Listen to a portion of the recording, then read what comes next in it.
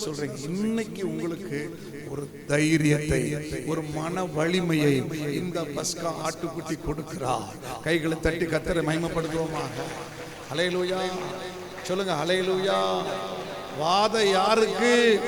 எகிப்து. வாத யாருக்கு? கடவுளை பின்பற்றாதவர்களுக்கு. எங்களுக்கு வாத கிடையாது, அது சந்தோஷம். அல்லையா சொல்லுவோமாக. அப்ப இரண்டாவது, தேவனாகி கர்த்தர் நமக்காக தம் சரீரத்தில் பாடுபட்டபடியினால் நமக்கு ஒரு சந்தோஷம் வருகிறது. அது என்ன சந்தோஷம்? அவர் பாடுபட்டபடியினால் நான் பாடுபட வேண்டிய அவசியம் இல்லை. அதிலே சொல்லுங்க, பக்கத்துல பார்த்து சொல்லுங்க, நீங்க பாடுபட வேண்டிய அவசியம் இல்லை. நீங்க பாடுபட வேண்டிய அவசியம் இல்லை. லெப்ட்லயும் ரைட்லயும் பார்த்து சொல்லுங்க, நீங்க பாடுபட வேண்டிய அவசியம் இல்லை. சொல்லிட்டீங்களா? முன்னாடி பார்த்து சொல்லிட்டீங்களா? நீங்க பாடுபட வேண்டிய அவசியம் இல்லை. இயேசு பாடுபட்டு தீர்த்து விட்டார். ஹல்லேலூயா. அங்க பின்னாடி இருக்கிற வரிசையில ஒரு அக்கா பக்கத்துல இருக்கிற ஒரு அம்மா, வயசான அம்மாவை பார்த்து நீங்க பாடுபட வேண்டிய அவசியம் இல்லை அப்படின்னு சொல்லவே இல்லை. இங்கிருந்து நான் கேட்கிறேன், உங்களை உற்சாகப்படுத்துறதுக்கா சொல்றேன். உன்னை பார்த்தீங்களா, யாருன்னு தேடுறீங்க பார்த்தீங்களா? இதுதான் கிறிஸ்தவம். யாரும் இல்லைங்க, நீங்க தான். ஹல்லேலூயா. யாரும் தேடாதீங்க. நாம் என்ன செய்யறோம்? யார் அந்த ஆதாம்? ஆதாமே எங்க இருக்கிறானோன்னு இவர் என்னமோ காணாமல் போகிற மாதிரி இருக்கிற மாதிரியும் அப்படி இல்லைங்க. இங்கிருந்து மைண்ட் வாய்ஸ்ல கேட்கிறேன். அந்த பக்கத்துல இருக்கிற அம்மாவுக்கு பாடு வேண்டாம் அப்படின்னு சொன்ன இந்த அக்கா சொல்லல. ஏன் சொல்லலன்னு கேட்டேன். அதுதான் எங்க மாமியார். அதெல்லாம் பாடுபடாம வரக்கூடாது பரலோகத்துக்கு. நல்ல அழுந்தி நல்ல ஆண்டவர் வறுத்து எடுத்து கொண்டு வரட்டும் அப்படின்னு நினைக்கிறாங்க. அப்படி நினைச்சீங்கன்னா என்ன லாபம் இருக்கு? இயேசு என்ன சொன்னார்? தன்னை காட்டி கொடுக்க போகிறவன் என்று அறிந்தும் அவனுக்கு துணிக்கையை கொடுத்தார். என் கால்களை மட்டும் கழுவினால் போதும் என்று சொன்னார். ஆனால் அவனோ முதலாவது என் காலை கழுவக்கூடாது என்று சொன்னார் பேதுரு. ஆனால் அடுத்து கால்களை கழுவாவிட்டால் உனக்கு பங்கில் என்று சொன்ன உடனே, என்ன காலை மட்டும் கழுவுறது? மற்றவங்களுக்கு வேண்டுமான காலை கழுவிக்கங்க, எனக்கு உச்சந்திலிருந்து உள்ளங்கால் வரைக்கும் கழுவுங்க. இதுதான் நம்ம ஆளுக்கு. நம்ம எப்படி ஜெபிக்க ஆரம்பிக்க மாட்டோம். பார்த்திருக்கீங்களா? பழைய காலத்து அம்பாசிடர் அது சாவியை போட்டா டிகு டிகு டிகு டிகு டிகுன்னு ஜெபிங்க சிஸ்டர். ஹலோ, ஜெபம் பண்ணுங்கன்னு சொன்னா இத்தனை டெஸ்டிங் பண்றது. அப்புறம் ஜெபத்தை ஆரம்பிச்சுட்டாங்கன்னு வச்சுக்கோங்களேன், நிறுத்துறதே கிடையாது. நம்ம பக்கத்துல சொல்லணும், டைம் ஆச்சியா, சர்ச்சு முடிக்கணும், இப்படி எல்லாம் சொல்லணும். தயவு செய்து இப்படி இருக்காதீங்க. ஒன்று இந்த கடைசியில் இருக்கிறீங்க அல்லது இந்த கடைசியில் இருக்கிறீங்க. ஒன்று இயேசுவுக்கு முன்னாடி ஓடுறீங்க அல்லது இயேசுவுக்கு பின்னாடி ஓடுறீங்க. இல்லை, இயேசு சொல்லுகிறார், என்னோடு சரிசமமாய் நடந்து வா. கைகளை தட்டி கர்த்தரை மகிமைப்படுத்துவோமா? ஹல்லேலூயா. இருக்கிறதுலேயே பெரிய பாவம் என்ன தெரியுமா? இயேசுவுக்கு முன்னாடி ஓடுவது. இருக்கிறதுலேயே பெரிய பின்மாற்றம் எது தெரியுமா? இயேசுவுக்கு பின்னாடி ஓடுவது. ஆண்டவர் விரும்புகிற ஒரு ஆவிக்குரிய வாழ்க்கை அவரோடு நடப்பது. ஆண்டவரே, என்ன வந்தாலும் பின்பற்றுவேன்.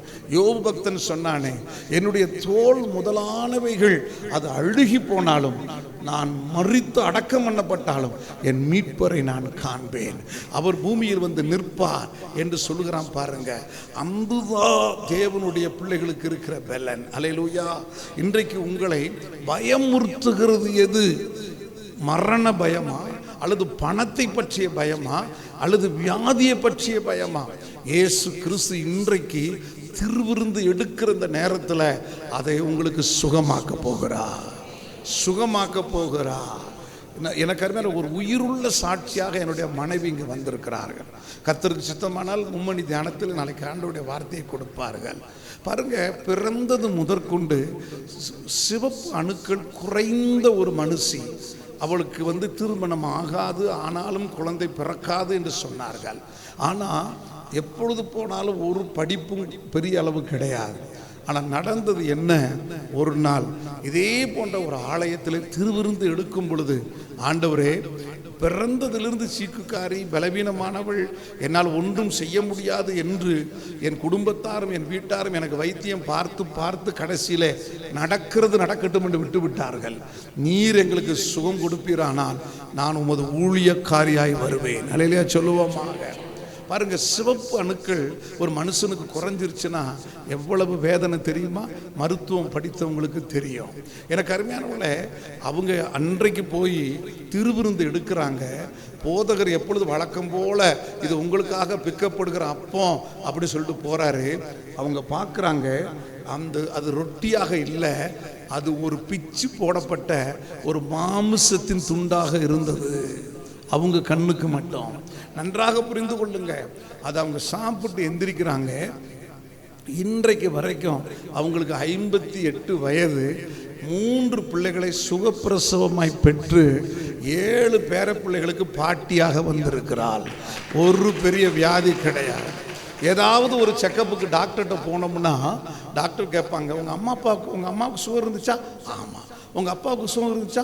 ஆமாம். அப்போ நீங்கள் போய் சுகர் டெஸ்ட் எடுத்து வந்துருங்க அப்படின்வாங்க. நாங்கள் சொல்லுவோம், இல்லை, எங்கள் உடம்புக்குள்ளே அம்மா அப்பா ரத்தம் ஓடினாலும் அதை விட ஒரு பெரிய ரத்தம் ஓடிக்கிட்டு இருக்கு. வேண்டுமானா நீங்கள் டெஸ்ட் பண்ணுங்க, வேணா பெட்டு கட்டுவோமா, பந்தயம் கட்டுவோமான்னு என் மனைவிக்கு சொல்லி கொடுப்பேன். அவங்ககிட்ட அப்படியே நாங்கள் சொல்லுவோம், அதெல்லாம் நீங்கள் உங்கள் சத்தியத்தை, உங்கள் விசுவாசத்தை வீட்டில் வச்சுக்கோங்க, நாங்கள் செக் பண்ணுறோம். செக் பண்ணால் அங்கே நோ சுகர். கைகளை தட்டி கத்தரை மகிமைப்படுத்துவோமா? No pressure. அல்லையே சொல்லுவோமாக. வயோதிபத்தினால, அழுப்புனால, அதிக பிரயாணத்தினால, இரவு கண் விழிப்பதுனால கொஞ்சம் உடம்பு வசதி, தலைவலி தான் இருக்குமே தவிர ஒரு வியாதியையும் கர்த்தர் எங்களுக்கு வரவிடவில்லை. ஏனென்றால் எங்களுக்குள் பஸ்கா ஆட்டுக்குட்டியின் இரத்தமும் மாமிசமும் இருக்கிறது. அது எங்கள் சிந்தனையில் இருக்கிறது, எங்களுடைய எண்ணத்துக்குள் இருக்கிறது. ஹல்லேலூயா. அப்ப இன்றைக்கு இரவு என்ன வியாதியோடு வந்திருக்கிறாய் வாலிப மகளே, என்ன பிரச்சனையோடு வந்திருக்கிறீர்கள் சகோதரி, இந்த நாள் கர்த்தர் உங்களை சந்திக்கிற ஒரு நாள். கர்த்தர் எனக்காக உங்கள் மத்தியில் இறங்கி ஒரு அற்புதம் செய்கிற நாள். உங்களுக்காக அநேகர் எங்களுடைய தோட்டத்தில் ஜெபித்து கொண்டிருக்கிறார்கள். எனவே உன்னுடைய வியாதிக்கு ஒரு முற்றுப்புள்ளி, உன்னுடைய மரண பயத்துக்கு ஒரு முற்றுப்புள்ளி உன்னுடைய வாழ்க்கையில, உங்களுடைய வாழ்க்கையில இன்றைக்கு இரவு ஒரு அற்புதத்தின் பஸ்கா இரவு. ஹல்லேலூயா சொல்லுவோமாக. சொல்லுங்க ஹல்லேலூயா. கை வைத்து சொல்லுங்க ஹல்லேலூயா. பக்கத்தில் இருக்கவங்களுக்கு இப்போ சந்தோஷமாக கை கொடுத்து சொல்லுங்க, பஸ்கா ஆட்டுக்குட்டியின் ரத்தத்தினாலே நீங்கள் சுகமாகிறீர்கள், உங்கள் கடனை அடைக்கிறீர்கள், நீங்கள் கட்டாத வீடை கட்டுகிறீர்கள், உங்களுக்கு சகலமும் புதிதாகிறது. சொல்லுங்க, சகலமும் புதிதாகிறது. ஆமென். ஹல்லேலூயா. இப்போ மூன்றாவது நீங்கள் ஒரு காரியத்தை புரிந்து கொள்ள வேண்டும். இந்த பஸ்கா ஆட்டுக்குட்டியின் ரத்தம் பாரம்பரியத்தை மாற்றுகிறது. ஹல்லேலூயா. பாருங்க, பழைய ஏற்பாட்டில் யாத்திராகமம் 12 இவங்க ஆசரிக்கும் போது எதிரிகள் சாகிறார்கள், எதிரிகள் மூலமாக இவர்களுக்கு விடுதலை கிடைக்கிறது. ஆனால் புதிய பஸ்கா ஆட்டுக்குட்டியின் ரத்தமாகிய இந்த ஒவ்வொரு முறையும் திருவிருந்து நாம் எடுக்கும் பொழுது மற்ற பகைவர்கள் சாகவில்லை, எனக்குள்ளே இருக்கிற பழைய மனுஷன் சாகிறான். கைகளை தட்டி கர்த்தரை மகிமைப்படுத்துவோமாக. அல்லையா சொல்லுங்க. அங்கே பஸ்காவை அடிக்கும் பொழுது எகிப்தியர் செத்தார்கள். இங்கே பஸ்காவை நான் ஆசரிக்கும் பொழுது எனக்கு அருமையான தேவனுடைய பிள்ளையே, எனக்குள் இருக்கிற மண்ணான சுவாபம் மாறுகிறது, எனக்குள் இருக்கிற ஜென்ம சுவாபம் மாறுகிறது. சத்தம் அல்லையா சொல்லுவோமாக. ஜென்ம சுவாபம் என்றால் என்ன? எனக்கு நாம் கடவுளுடைய அருளால் ஒவ்வொரு தாய் தகப்பனுக்கு பிறக்கிறோம். அந்த தாய் தகப்பன் ரத்தம், அந்த குடும்பத்தின் வாரிசு, அந்த மூக்கு, கண்ணு, மொழி, பேச்சு, முடி அமைப்பை பார்த்து என்ன சொல்லிடுறோம், ஓ இவர் அந்த வீட்டு பிள்ளை மாதிரி தெரியுதே, ஓ இவர் இந்த வீட்டு பிள்ளை மாதிரி தெரியுதேன்னு சொல்லிடுறோம். இவர் கேஜிஎஃப் கார் மாதிரி தெரியுதே, பெங்களூரில் பார்த்தா கூட கண்டுபிடிச்சிருவாங்க.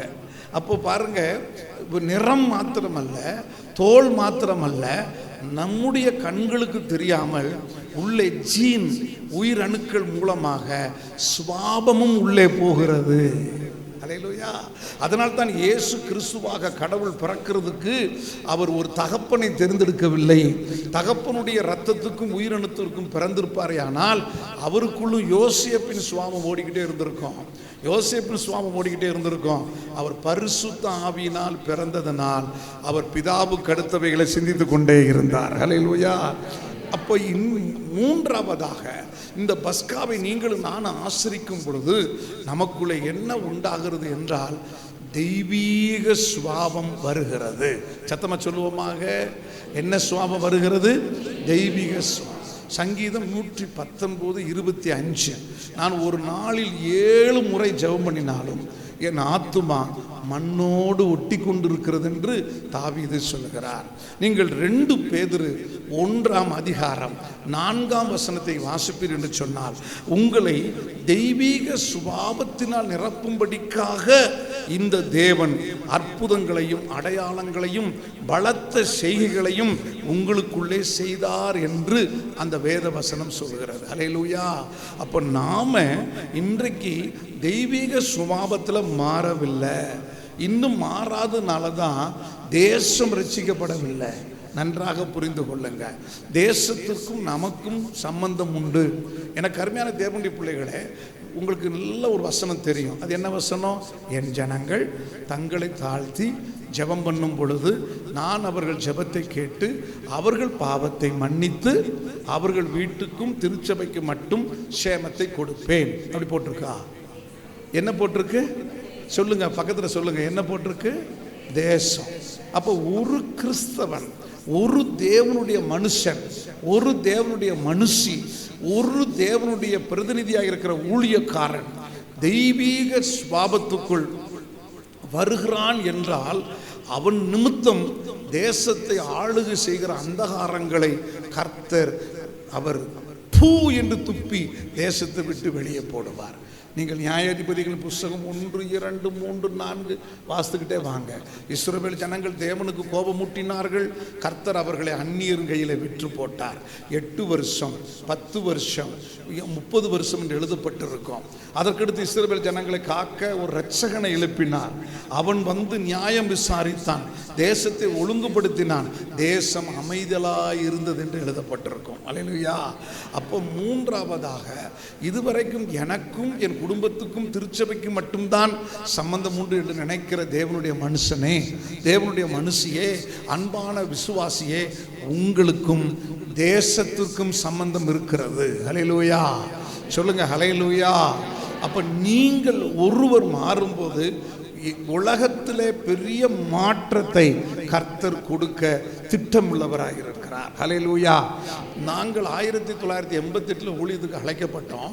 1994 தான் எங்களுக்கு ஒரு சின்ன இடத்தை வாங்குவதற்கு ஆண்டவர் உதவி செய்தார்.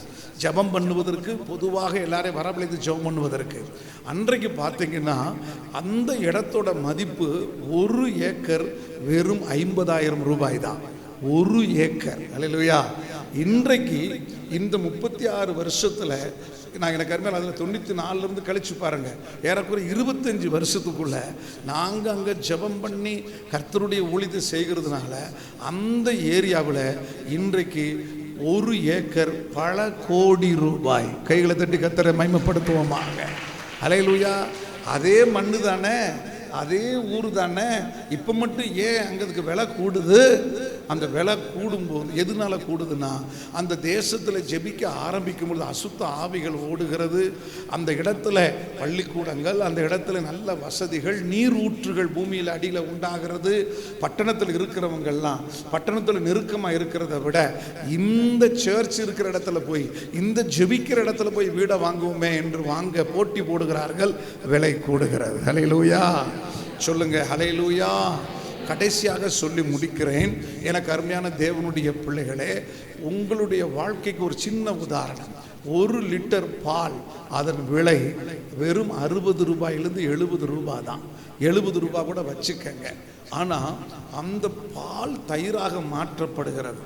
தயிராக மாற்றப்பட்ட போது அதுகோடு கூட ஈஸ்ட், அதாவது உரம், மோர் சேர்க்கப்படும் போது இந்த பால் சகிக்குது.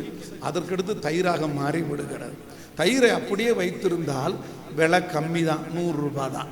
ஆனால் இப்போ தயிர் கடையப்பட்டு பட்டர், அது வெண்ணெயாக மாறுகிறது. அப்போ அதுக்கு விலை கொஞ்சம் கூட, ஒரு 200 ரூபாய் ஆகுது. இப்போ அடுத்து அதே வெண்ணெயை நல்லா சட்டியில் போட்டு நல்லா உருக்கி சில வாசன திரவியங்களை சேர்த்த உடனே கிலோ இன்னைக்கு 600 ரூபாயிலேருந்து 700 ரூபாய். அதுக்கு பேர் இப்போ பால் அல்ல, கீ. சொல்லுங்க, அது நெய். அல்லையிலே சொல்லுங்க. இப்போ தேவனுடைய பிள்ளைகளுடைய வாழ்க்கையும் அப்படிப்பட்டது தான். நான் பாலாகவே இருக்கிறேன் அப்படின்னா உங்களுக்கு விலை 60 ரூபாய் தான். நீங்கள் தயிராக மட்டுமே நான் இருந்துக்கிறேன்னு சொன்னால் விலை 100 ரூபாய் தான். நான் வெண்ணையாக மட்டுமே இருந்துக்கிறேன்னு சொன்னால் உங்களுக்கு ஒரு 250 ரூபா தான். என்னை ஆண்டவர் என்ன வேணாலும் செய்யட்டும், அவர் சித்தத்துக்கு நான் விட்டு கொடுக்குறேன் அப்படின்னு சொல்லும்போது ரொம்ப போராட்டம் வரும், ரொம்ப நெருப்பில் போட்டு உருக்கிறது போல பிரச்சனை வரும். ஆனால் இப்போ நீங்கள் எங்கே இருப்பீங்க தெரியுமா? எல்லா அலமாரிக்கும் மேலே கண்ணாடி டம்ளரில் பாட்டில் அடைக்கப்பட்ட விலை உயர்ந்த நெய்யாக மாறிவிடுவீர்கள். அல்லேலூயா, அல்லேலூயா. அப்போது உங்களுடைய மதிப்பு கூடணும்னா சுபாவம் மாறணும். இங்கே எப்படி தமிழில் சொல்கிறீங்களோ தெரியாது. எங்களுடைய ஊரில் கிராமத்தில் நான் பிறந்து வளர்ந்தவனா இருக்குன்னா சொல்லி முடிக்கிறேன். 60க்கு மேலேயும் இந்த மனுஷனுக்கு கிறுகிறுப்பை பாரு என்று திருந்தாத தாத்தாக்களை பார்த்து சொல்வார்கள். வயசாகி போச்சு, 60க்கு மேலே இந்த மனுஷனுக்கு என்ன பிடிச்சிருக்கான்? கிறுகிறுப்பு பிடிச்சிருக்குன்னு சொல்லுவாங்க. எதனால? அந்த எல்லாம் செட்டில் ஆன எல்லா பிள்ளைகளும் செட்டில் ஆகிடுச்சுன்னு உடனே பென்ஷன் காசு வருமா? சில தாத்தாக்களுக்கு வீட்டில் இருக்கவே முடியாது, அப்போ தான் இளமை ஊஞ்சல் ஆடும். அதே போல தான் சில பாட்டிமார்கள் என்ன செய்வாங்க? அப்போ தான் அந்த என்ன செய்வாங்க, இவங்க தான் பிரிச்சே விடுவாங்க. சில பாட்டிமார்கள் சில பார்த்தீங்களா, இது மக பிள்ளை, இது மருமக பிள்ளை, மூத்தவன் மனைவி சரியில்லை, இளையவன் மகன் சரின்னு சொல்லி எப்போ செய்வாங்க தெரியுங்களா? அந்த 60க்கு மேலே கிறுகிறுப்பு வரும்போது. அது என்ன செய்யறது? எல்லா பிள்ளைகளும் வயிற்றிலும் தானே பிறந்தாங்க. ஆனால் நீங்கள் என்ன செய்றீங்க? இவ சரியில்லை, அவ சரியில்லை, அவன் பிள்ளை வரட்டும், இவ பிள்ளை போகட்டும். பிடிச்ச மகன் பிள்ளை வந்தால் 1000 ரூபாய் ஈஸ்டருக்கு, பிடிக்காத பிள்ளை வந்தால் 100 ரூபா. பாட்டிகிட்ட ஒன்றும் இல்லை, இதை வச்சுக்க. எப்படி ஒன்றும் இல்லாமல் போகும்? எப்படி இல்லாமல் போகும்? அப்போ எல்லா பேர பிள்ளைகளுக்கும் ஒரே மாதிரி செய்யணும்ல. அப்போ ஆண்டவர்கிட்ட மட்டும் நீங்கள் போய் சொல்கிறீங்க, அவனுக்கு அது கொடுத்துட்டீங்க, எனக்கு இது கொடுக்கல, அவளுக்கு அது கொடுத்துட்டீங்கன்னு சொல்கிறீங்களே, அப்போ அது மட்டும் என்ன நியாயம்? அதனால தான் ஆண்டவர் சொன்னார், பொல்லாதவர்களாகி நீங்களே உங்கள் பிள்ளைகளுக்கு நல்ல ஈவை கொடுக்க அறிந்திருக்கும் பொழுது பரலோகத்தில் இருக்கிற பிதா நன்மையை தருவது அதிக நிச்சயம் அல்லவா? ஹல்லேலூயா. அப்போ தெய்வீக சுபாவம் வர வேண்டும் என்றால் அங்கு சமத்துவம் இருக்கணும், பாரபட்சம் இருக்கக்கூடாது. தெய்வீக சுபாவம் வரணும்னு சொன்னால் உள்ளத்தில் கசப்பு இருக்கக்கூடாது. ஆண்டவர் இயேசு என்ன சொன்னார்? உன்னுடைய சகோதரனோடு உங்களுக்கு யாருக்காயில் வழக்கு இருந்தால் நீ காணிக்கையை வீட்டுக்கு கொண்டு போகக்கூடாது. கொண்டு வந்த காணிக்கை பெட்டிக்கு அருகில் வைத்து விட்டு போய் ஒப்புரவாகி விட்டு வா. அல்லேலூயா. அவருக்கு நல்லா தெரியுது, ஒப்புரவாக போகிறேன்னு சொல்லி இந்த காணிக்கையோட பஸ் ஏறி கிளம்பிடுவேன், அதனால சிலர் விடக்கூடாதுன்னு சொல்லி இங்கே வச்சுட்டு போ, அப்போயாவது திரும்ப வருவேன்னு சொல்கிறாரு. இன்றைக்கி நாம் கொஞ்சம் சிந்திப்போம். இந்த பஸ்கா ஆட்டுக்குட்டி நமக்காக நெருப்பிலே புடமிடப்பட்டார். இந்த வேதத்தை நேரம் இல்லை, 4 சுவிசேஷங்களை வாசிக்கும் போது சேவல் 2 தரம் கூவுறதுக்குள்ள 3 முறை சொந்த குருவை ஒருவன் மறுதளிக்கிறான். ஒருவன் பணத்தை ஆசையினாலே எத்தனை காசுக்கு காட்டி கொடுத்தான்? சத்தமாக சொல்லுங்க, எத்தனை காசுக்கு? பாருங்க, உலகமாக தேவனுக்கு 30 காசு தான் விலை. அதை ஒரு 3000 கேட்டானா? அப்படியும் இல்லை, அதை பிழைக்கவும் தெரியல அவனுக்கு. 30 வெள்ளி காசுக்கு கொடுத்தான். அப்படி இருந்தும் என் ஆண்டவர் அவர்களோடு சிநேகிதலாக இருந்தார். இன்றைக்கு இரவு நம்ம ஒரு அந்த சம்பவத்தை பார்த்துருவோம். ஒரே நாள் இரவில் எங்கேயாவது மரண தண்டனை யாருக்காவது கொடுக்க முடியுமா? இன்றைக்கி இருக்கிற சட்டத்தை பாருங்கள், கீழ்கோட்டு மேற்கோட்டுன்னு சொல்லி அந்த சட்டத்தையே வளைச்சி சிறைச்சாலையவை ஏர் கண்டிஷன் ரூம் ஆக்கி அதுவும் ஃபஸ்ட் கிளாஸ் ஏசி வாங்கிடுறாங்க. இங்கே இருக்கிறத விட அங்கே போய் சுகமாக இருக்கிறாங்க. எனக்கு அருமையானவங்களே, பல அரசியல்வாதிகள் சிறைச்சாலையில். ஆனால் இயேசுவுக்கு மட்டும்தான் மகா கொடுமை உண்டானது. நம்ம இப்போ இப்படி பேசுவோம், வியாழன் இரவு பஸ்காவை ஆசரிக்கிறார், அன்றைக்கு சாயங்காலம் கெத்செமனேக்கு ஜெபிக்க செல்லுகிறார், அன்றைக்கு இரவு பிடிக்கப்பட்டு அண்ணா காய்பா வீட்டுக்கு கொண்டு வரப்படுகிறார். நல்லா புரிஞ்சுக்கங்க, பிடிச்சவங்களை கொண்டு போய் போலீஸ் ஸ்டேஷனில் கொடுக்கல, எடுத்த உடனே மதவாதிகள்கிட்ட கொடுக்கப்படுகிறார். அங்கிருந்து பிளாத்துட்ட கொண்டு போகப்படுகிறார். அங்கு வாதையும் உபத்திரவும் படுத்தப்பட்ட பின்பு ஏரோதுட்ட கொண்டு போகப்படுகிறார். அங்கிருந்து திரும்ப பிளாத்து விடத்தில் கொண்டு வரப்படுகிறார். எனக்கு அருமையான தேவனுடைய பிள்ளைகளே, இவ்வளவு பாடுகளையும் பட்டு எவ்வளவு நேரத்துக்குள்ளங்க? ஒரு இரவுக்குள்ள. அடுத்த நாள் காலையில் மரண தண்டனை, விடிய கால அதிகாலைக்குள்ளே மரண தண்டனை. அந்த ஆர்டரை வாங்கிறாங்க. இதில் ஒரு காரியத்தை பார்க்கணும், இவனுடைய இரத்தப்பழி என் மேல வரக்கூடாதுன்னு சொல்லி தன் மனைவியினால் எச்சரிக்கப்பட்ட புறஜாதியான் பொந்தி பிலாத்து கையை கழுவுறாரு. ஆனால் யூதர்கள் என்ன செய்யறாங்க? பிரதான ஆசாரியர்களும் வேதபாரர்களும் இவனுடைய இரத்தப்பழி எங்கள் மேல் இருக்கட்டும் என்று சொல்கிறார். இன்றைக்கு வரைக்கும் இருக்கிறது. இன்றைக்கு வரைக்கும் யூத இஸ்ரவேல் தேசம் நிம்மதியாய் தூங்க முடியவில்லை. என்றைக்கு அவர்கள் இயேசுவை மேசியா என்று ஏற்றுக்கொள்கிறார்களோ அன்றைக்கு தான் அவர்களுக்கு இந்த இரத்தப்பழி மாறும். அப்ப நன்றாக புரிந்து கொள்ளுங்கள். என்றைக்கோ 2024 வருஷத்துக்கு முன்னாடி ஒரு வேதபாரகன், பரிசேயன், சதுசேயன் இயேசு வேண்டாம் என்று சொன்ன அந்த வார்த்தை அதுக்கு இன்னைக்கு வரைக்கும் உயிர் இருக்குமானா? நீங்க எவ்வளவு கடுமையான வார்த்தைகளை உங்க தனிப்பட்ட வாழ்க்கையில பயன்படுத்துறீங்க, எவ்வளவு கடுமையான கோபமான வார்த்தையை தாய் தகப்பனுக்கு விரோதமா பேசுறீங்க. கொஞ்சம் சிந்தியுங்க, கொஞ்சம் சிந்தியுங்க. இந்த வார்த்தைகள் எல்லாம் அது தேவ சமூகத்தில் நிற்கும். நாம பேசுகிற நல்ல வார்த்தைகளுக்கு ஏற்ற பலனும் கெட்ட வார்த்தைகளுக்கு ஏற்ற பலனும் வரும் பிரதர். தப்பிக்க முடியாது, தப்பிக்க முடியாது. அறியாமல் செய்கிறவனுக்கு கொஞ்சம், அறிந்து செய்கிறவனுக்கு அநேகம். அல்லேலூயா. எனவே இன்றைக்கு ஆண்டவர் ஒரு சந்தர்ப்பம் தருகிறார். இயேசு இந்த பஸ்காவை ஆசரிக்கிறதுக்கு முன்னாடி சொல்றாரு, என்னோடு பங்கிடுகிறவன் ஒருவன் என்னை காட்டி கொடுக்க போகிறான். அது தீர்க்க தரிசனமா சொல்லல. ஐயோ இவருக்கு தெரிஞ்சிருச்ச, இப்படி ஆகிலும் மன்னிப்பு கேட்டு இப்ப விழுந்துருவோம், காட்டி கொடுக்கிற புத்தியை விட்டுருவோன்னு யூதாஸ் திருந்தினானா? இல்லை. அதே போலதான் அப்போஸ்தலர் 5ஆம் அதிகாரம் அனனியாலும் சப்பீராலும் அவர்கள் தொகையை விற்று ஒரு தொகையை வஞ்சித்து கொண்டு வர்றாங்க. எடுத்த உடனே பேதுரு மூலமா பரிசுத்த ஆவியானவர் கேட்கிறாரு, நிலத்தை இவ்வளவு கிரயத்துக்குத்தான் விற்றீர்களா? ஆமா, இவ்வளவுக்கு தான் விற்றோம். அது தேவன் தரும் சந்தர்ப்பம். தேவன் என்ன கொடுக்கிறாரு? பரிசுத்த ஆவியானவருக்கு தெரியாமல் நான் எதையும் செய்ய முடியாது, எனவே இப்பொழுதே மன்னிப்பு கேட்டு விட வேண்டும் என்று சொல்லி விழுந்து, இல்லையா அதிகத்துக்கு வித்தோம், ஆனா கொஞ்சம் பயத்துல எடுத்து வச்சுக்கிட்டோன்னு உண்மையை ஒத்துக்கொண்டாங்கன்னு வச்சுக்கோங்க, அன்றைக்கு கர்த்தர் விடுதலை கொடுத்திருப்பாரு. அல்லேலூயா. இப்ப எரேமியா 3:13 மிக தெளிவாக சொல்கிறது, நீ முதலாவது சகல மரங்களின் கீழும் சகல புறஜாதி பழக்க வழக்கத்தின் மேலும் நீ வேசித்தனம் பண்ணினதையும் விக்கிரக ஆராதனை செய்த பாவங்களையும் ஒத்துக்கொள், அப்பொழுது தேவன் உங்களுக்கு கிருபை கொடுப்பார். அல்லேலூயா. ஆங்கிலத்தில் தெளிவா சொல்றது, acknowledge your sin. அல்லேலூயா. 24 வயசில் என்னுடைய பாவங்களை நான் அறிக்கை செய்தேன். ஆண்டவர் எனக்கு பாவ மன்னிப்பு நிச்சயத்திற்காகத்தான் இந்த பஸ்காவாக அடிக்கப்பட்டாரே தவிர ஒரு புது மார்க்கத்தை உண்டு பண்ணுவதற்கு அல்ல.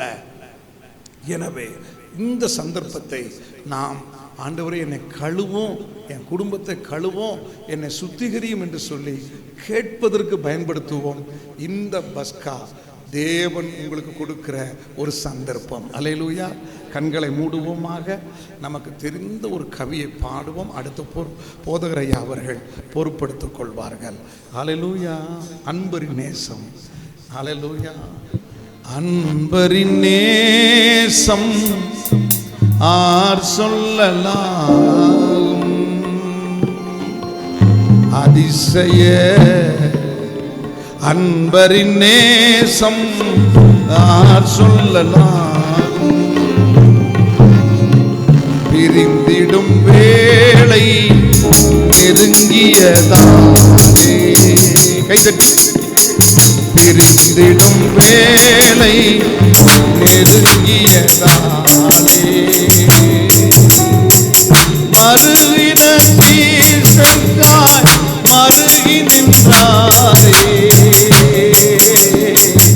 அதிசய அன்பரின் நேசம் ஆர் சொல்லலாம், அதிசய அன்பரின் நேசம் ஆர் சொல்லலாம், வியாழ நிறவில் வியாகுலத்தோடே, வியாழ நிறவில் வியாகுலத்தோடே, வருந்தின சீசர்காய் மருகி நின்றாரே, அன்பரின் நேசம் ஆர் சொல்லலாம். பாடுவோம் எல்லாரும். இதுவென் சரீரம், இதுவே என்ற இதுவே இதுவே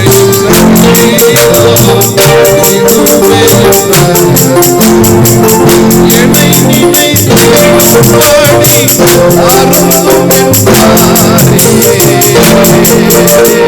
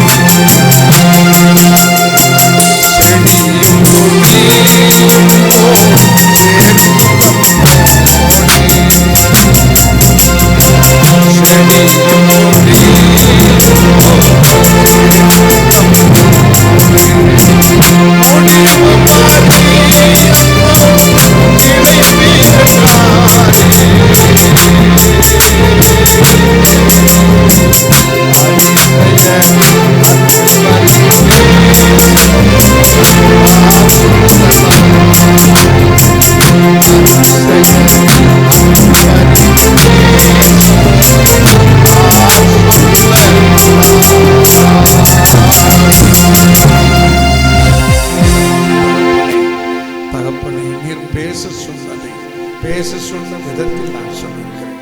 இப்பொழுது ஒவ்வொருவர் மேலும் எபேசியர் 1:19 படி மனக்கண்ணை திறக்கிற தேவ ஆவி, மனக்கண்ணை திறக்கிற தேவ ஆவி இறங்கட்டும், இறங்கட்டும், இறங்கட்டும். ஒவ்வொரு வாலிப சகோதர சகோதரிகளுக்கு ஒரு அற்புதம் நடக்கட்டும். ஒவ்வொரு தாய்மார்களுக்கு இருக்கிற மரண பயங்கள் நீங்கட்டும். என்றைக்கு எனக்கு ஒரு முடிவு கிடைக்கும், என் பிரச்சனைகளுக்கு, என் நோய்க்கு ஒரு விடுதலை கிடைக்கும் என்று சொல்லி வந்திருக்கிற ஒவ்வொருவருக்கும் இப்பொழுது பாவ மன்னிப்பின் நிச்சயத்தை அருளுகிற ஜீவனுள்ள தேவனுடைய ஆவி இறங்கட்டும்.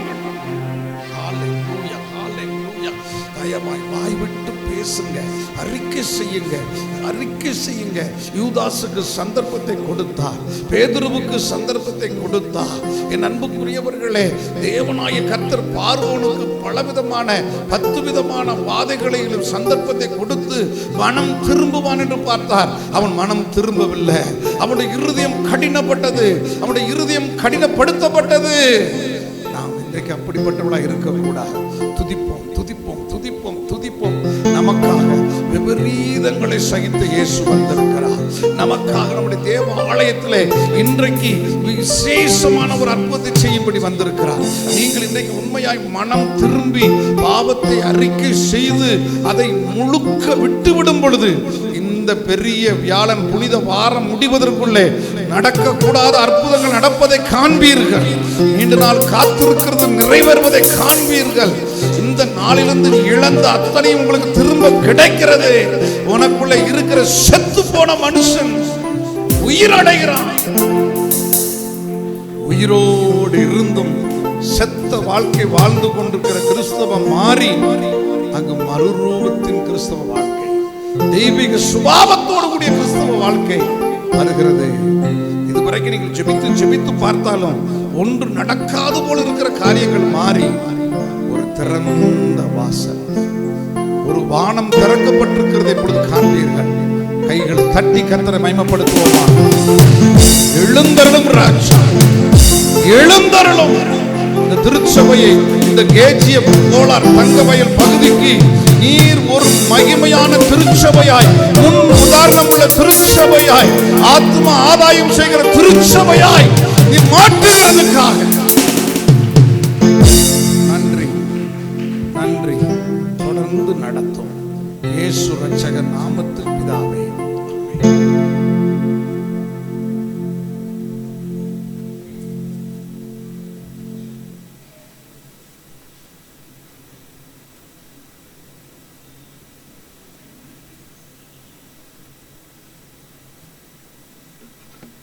ஆண்டுடைய செய்தியை கேட்டு நாம் எழுந்து நிச்சய விசுவாச பிரமாணத்தை நாம் எடுப்போம்.